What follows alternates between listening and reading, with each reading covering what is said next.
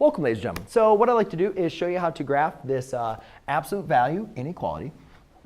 And when graphing absolute value inequality, they're going to be very similar, like graphing absolute value equations. But what we're going to do is we're going to test points to determine if they're a solution or not, if they're going to be a part of the graph. So what I have here is I have the parent graph for an absolute value function, as well as kind of our standard formulas for it.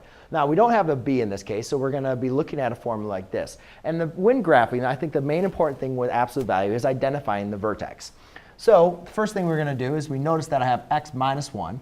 So my vertex, and I'm not adding anything outside the parenthesis, so my vertex is at the point 0 or 1 comma 0. Sorry.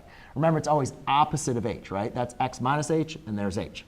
So I can simply go ahead and plot that, and that's going to be my vertex. Now, it's important to understand what the vertex is. The vertex is where the graph is going to kind of change in direction. Where at the parent graph, it's at 0, 0. Now it's at 1 comma 0. So I'm going to make a nice big point.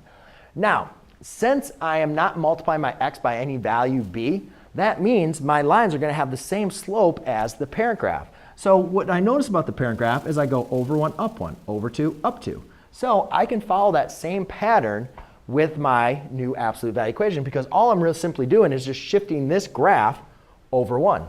So I'm going to go over 1, up 1, over 2, up 2. And then I go left 1, up 1, left 2, up 2. All right? Now, before actually before drawing the lines, I wanted to be able to determine, is this graph going to be a part of my solution?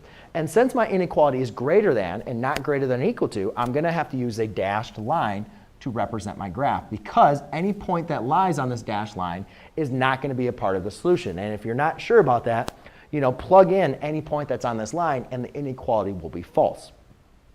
But the next thing we need to want to do is now determine, all right, well, are the points inside the inequality or outside the inequality true? We know that on the inequality line, they're not, or on the inequality graph, they're not true. But where are we going to shade? So to do that, again, we want to test 0, 0. And we can always test the point 0, 0 as long as our inequality does not go through that point. So to test it, I'm simply just going to plug 0 in for x and for y. So I have 0 is greater than absolute value of 0 minus 1. So I have 0 is greater than 0 minus negative 1 is negative 1, or 0 minus negative 1. 0 minus 1 is negative 1. Absolute value of negative 1 is 1. 0 is not greater than 1, so that is false. Therefore, we're going to shade inside my absolute value inequality. So there you go, ladies and gentlemen. That is how you graph an absolute value inequality. Thanks.